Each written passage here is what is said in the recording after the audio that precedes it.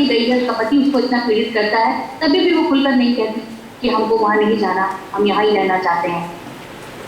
जब उसका विवाह हो रहा है तभी भी वो, जब अनमेल विवाह है तभी भी वो इतना खुल करके विरोध नहीं करती। पति के परित्याग पर भी वो उसका विरोध नहीं करती। समाज उसको अकेला छोड़ देता है, उसके साथ तब भी वो विरोध नहीं करती। वो कहती है समाज से अलग हटके हम कहाँ जाएंगे, समाज को वो तोड़ना नहीं चाहती है। तो ये तो पूरे जो उपन्यास है इसकी शैली डायरी और संस्मरण की शैली है, और ये ध्यान लेखक का केवल मृणाल के ऊपर, मृणाल की कहानी के ऊपर ही है। इसके अगल बगल उस समय के समाज की बाकी स्थितियाँ या और किसी का चरित्र इसमें उभरते उतना सामने नहीं आता है।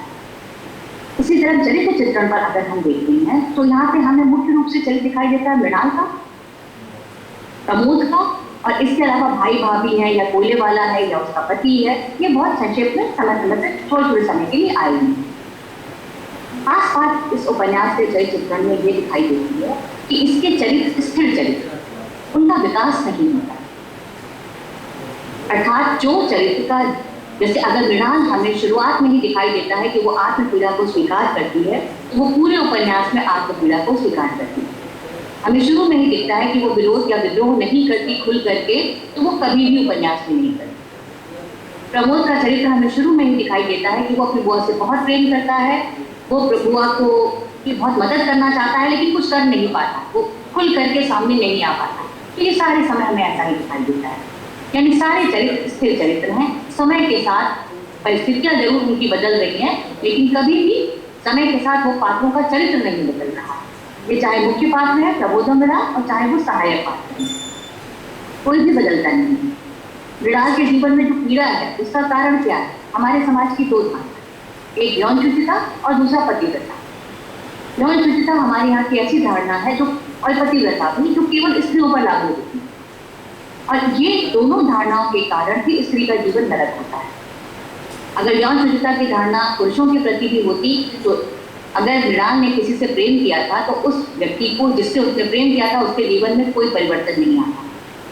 वो समय के साथ अपना विकास करता है, वो अच्छी सेवा में जाता है, वो नौकरी करता है, और बाद में अपराध बोध में चाहे नौकरी का त्याग कर देता है या विवाह नहीं करने का निर्णय ले लेता है, लेकिन उसके जीवन में उसको कष्ट नहीं उठाने पड़ते, कभी भी उसको तिरस्कार नहीं सहना पड़ता। इसी तरह पतिव्रता की धारणा है, उसका पति उसे निकाल सकता है घर से, लेकिन अगर वो घर से निकल आती है तो ये उसका दोष होता है।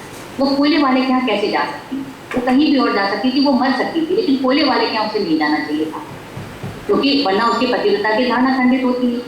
तो ये जो दो धारणाएं हैं, ये किसी भी स्त्री के जीवन को नारकीय बना देती हैं। बाकी वैवाहिक विवाह के जो कष्ट हो सकते हैं, जो परेशानियां हो सकती हैं, ये भी इसमें दिखाई देता है, लेकिन बहुत संक्षिप्त में दिखाई देता है। ये दोनों धारणाएं के साथ साथ किसी का खुल करके विद्रोह ना करना, स्थितियों को स्वीकार करते जाना, ये भी एक समस्या का कारण। प्रमोद की माँ वो भी स्त्री है, लेकिन वो मृणाल के साथ नहीं देती, वो उसे आर्य गृहिणी बनाना चाहती है। मतलब जो सारी दोस्तियों के, जो पत्नी के जितने मानदंड हैं वो उसको पूरा करे, और क्योंकि मृणाल ऐसा नहीं कर पाती इसलिए समाज उसे दंडित करता है और पूरा जीवन दंडित करता है। ये दंड केवल उसे ही मिलता है, किसी और को नहीं। तो उसके भाई भाभी है, उनका जीवन ठीक रहता है, प्रमोद का जीवन भी ठीक रहता है, उसका पति है उसका जीवन भी ठीक रहता है, कोयले वाले का जीवन भी सही है, जिससे उसने प्रेम किया था उसका जीवन भी सही है। दंड की भागी कौन होती है? सिर्फ मृणाल होती है। इसी तरह से जो बाकी चरित्र आपको दिखाई देते हैं वो भी स्थिर चरित्र हैं। संवादों पर हम आते हैं तो हमको ये दिखाई देता है कि इसमें संवाद जो है इस उपन्यास में वो बहुत कम है। संवाद केवल मृणाल और प्रमोद के ही, इसके अलावा किसी के भी संवाद नहीं। कभी भी कोयले वाला या मृणाल और उसका पति या भाई भाभी उसके आपस में कोई बातचीत नहीं करती। परिवेश जो है वो एक संपन्न मध्यवर्गीय परिवेश हमें दिखाई देता है, जहाँ हमें दिखता है कि मृणाल बद्दी में पढ़ने जाती थी, ससुराल जाती है तो वहाँ पर भी कार है, जब वो कोयले वाले के जाती है तो उसका निम्न वर्गीय परिवेश हो जाता है, किस तरह कोठरी में रह रही है, कहाँ कैसी गंदगी है, ये सब वहाँ पे दिखाई देता है। इसी तरह से हम और आगे बढ़ते हैं, इसके भाषा शिल्प पर हम आते हैं। तो जैसा कि दिखाई दे रहा है कि अनुवाद को जो है वो अंग्रेजी से अनुवाद किया गया है ये उपन्यास, क्योंकि अंग्रेजी में उन्हें प्राप्त हुआ है एन दयाल का। तो इस अनुवाद के कारण भी कई कई भाषा में आपको दिखाई देगा जहाँ पे अनुदित चीज़ें ज़्यादा दिखाई देती है सामान्य भाषा की अपेक्षा। यहाँ पर कभी भी जो भाषा है उसका संवादों में देखिए, भाषा में देखिए कि कभी भी बहुत तीव्र नहीं है। अगर कोई असहमति भी व्यक्त करता है तो बहुत आसानी से कह देता है। भाषा इसकी बोधगम्य रहती है। जैसा आरंभ होता है वैसा ही इसका अंतिम हिस्सा भी वैसा ही। आरंभ भी आत्मसंवाद से है तो अंत भी आत्मसंवाद से। प्रमोद के पास खबर आती है कि बुआ मर गई है और वो उसके बाद से बहुत दुखी होता है कि मैं तुम्हारे जीते जी राह पर नहीं आया तो अब मैं ये भी छोड़ता हूँ। चलिए, जो संवाद है और जो भाषा है दोनों दूसरे पर निर्भर ही करते हैं। तो भाषा इसकी उन्होंने जो चैनल में रखी है वो तत्सम प्रधान रखी है। उर्दू फारसी मिश्रित भाषा इसकी नहीं है, शुद्ध है, तत्सम प्रधान सहज भाषा है। काव्यात्मक नहीं होने दिया है कहीं पर भी उन्होंने अपनी भाषा को। क्रोध और नाराजगी भी अगर प्रकट होती है तो बड़ी ही संयत भाषा में होती है। भाषा कभी असंयत नहीं है। पति को निकाल रहा है मृणाल को घर से तो भी बचना कहता है कि मैं तेरा पति नहीं हूँ, जाओ, इसके अलावा मैं के चली जाओ या जहाँ भी चाहे जाओ। तो कभी भी असंयत नहीं होता है। तो पीड़ा है तो पूरे उपन्यास में वो भाषा के माध्यम से दिखाई देती है। एक और खास चीज हम इस उपन्यास में देखते हैं। इस उपन्यास में वास्तव में देखा जाए तो कोई खल पात्र नहीं है।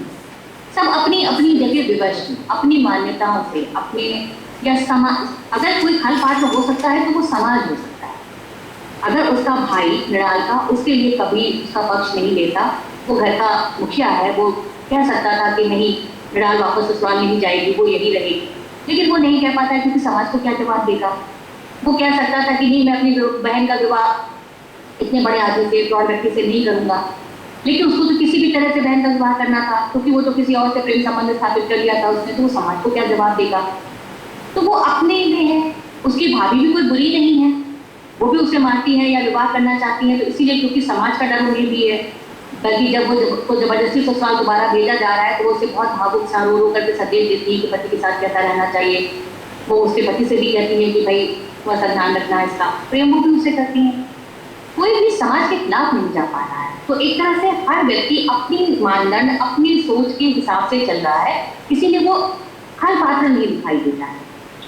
समाज ही जो है वो है। इसी तरह की इसकी शैली डायरी की है और समर्पणात्मक शैली है। जो कहानी जो कि प्रमोद ने कही है इसलिए इसकी अपनी एक सीमाएं हैं। मृणाल का जो जीवन है वो दुखों का कारण, यही दो धारणाएं हैं जिनके बारे में हम बात कर चुके हैं, और समाज इसका मुख्य खलनायक है। अगर मृणाल समाज को तोड़ना चाहती तो शायद उसकी स्थिति कुछ अलग होती, अगर वो विद्रोह कर सकती, लेकिन वो विद्रोह नहीं करती है और वो सभी चीजों को स्वीकार कर लेती। आज की इस कक्षा में बस इतना।